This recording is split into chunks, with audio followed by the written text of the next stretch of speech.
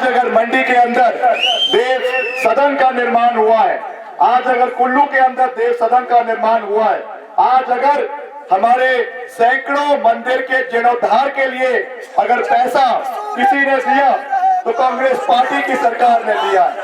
आपको ये विकास क्यों नजर नहीं आता?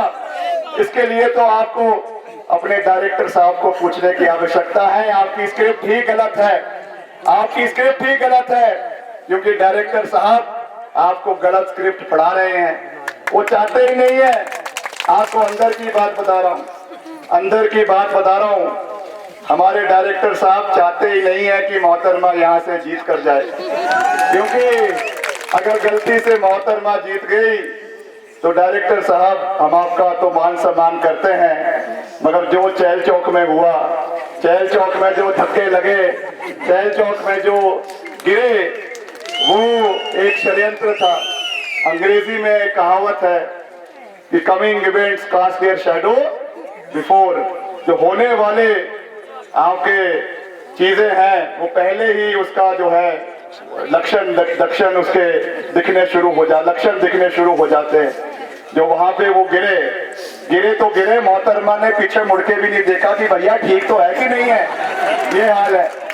तो ये अंदर खाते में आपको आज बोल रहा हूँ कि भाजपा के अंदर भी जिस तरीके की आग लगी हुई है, आज भाजपा के अंदर के लोग भी ये कह रहे हैं कि 4 जून आए और मोहतरमा से हमारा पीछा छूटे, ये वापस मुंबई जाए। मुंबई से आए हैं, अब उनके जाने का समय आ गया है।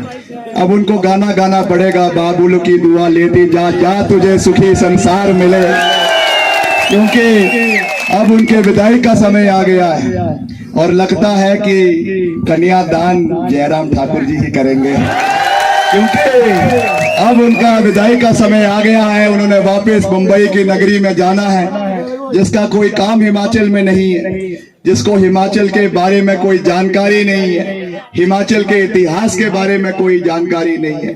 उनको खड़ा करके मेरे साथ मंच पे पूछना कि हिमाचल का पहला मुख्यमंत्री कौन था, कहीं धूमल साहब का नाम ना ले ले, कोई पता नहीं है। कभी कहती है शांता कुमार जी सुभाष चंद्र बोस देश के पहले प्रधानमंत्री थे, कभी कहती है आजादी 2014 में मिली। मैं तो उनको कहूंगा और तो छोड़ो, बाकी सबको छोड़ दो। आपके जो दादाजी थे स्वर्गीय सरजू राम जी, वो भी देश के इतिहास में उनका नाम स्वतंत्रता सेनानी के नामों में दर्ज है। क्या आप उनके इतिहास को भी भूल गई? क्या आप उनके इतिहास को भी भूल गई? वो भी विधायक रहे, कांग्रेस पार्टी के विधायक रहे, मेरे को लगता है 1960 के दौर में विधायक रहे। आज उनको भी भूल गई, मोदी जी के चक्कर में दादाजी को भी भूल गई। ये हाल है। तो ये चीजें आज हमको देखने की आवश्यकता है कि क्या सोच है, क्या उनका विजन है मंडी संसदीय क्षेत्र के प्रति। मंच पर आती हैं, 2 काम है, या तो विक्रमादित्य सिंह को पेट भरकर गालियां देनी है, या फिर मोदी जी का जाप करना है। मगर मोदी जी भी इस बारी आए, मगर फीके वापस जो है दिल्ली चले गए, कोई असर नहीं हुआ।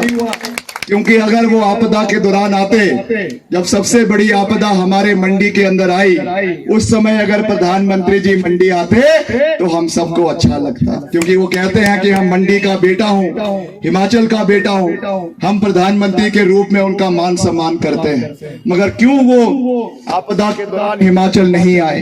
क्यों उन्होंने एक भी ट्वीट, एक भी स्टेटमेंट हिमाचल प्रदेश के लोगों के प्रति, जब 300 लोगों की दुखद मृत्यु हुई, एक भी स्टेटमेंट आदरणीय प्रधानमंत्री जी की नहीं आई। जब भी मंडी आते थे पहले तो कहते थे कि मुझे मंडी की सेपू बड़ी बहुत पसंद है, मंडी का बदाना बहुत पसंद है, मंडी की माँ की दाल बहुत पसंद है। मगर सेपू बड़ी तो मैंने बोल दिया, सिड्डू भी बहुत पसंद है। मगर इस बारी ना कोई सिड्डू का जिक्र हुआ, ना कोई सेपू बड़ी का जिक्र हुआ, ना कोई काली दाल का जिक्र हुआ। इस बारी खाली खाली सूखे सूखे वापस लौट गए, क्योंकि उनको पता था कि मंडी अब जाग चुकी है। मंडी को ये पता है कि कौन हमारे सुख का साथी है, कौन हमारे दुख का साथी है। और थुनाक को भी ये पता है, बाली चौकी को भी ये पता है, लंबा थाच को भी ये पता है, शटाधार को भी ये पता है, हर इलाके को ये पता है कि हमारे सुख में और हमारे दुख में कौन हमारे साथ खड़ा रहता है। इसलिए मैं तो यही कहूंगा कि जयराम जी, आपके साथ तो वैसे कोई बैर नहीं है, मगर उनकी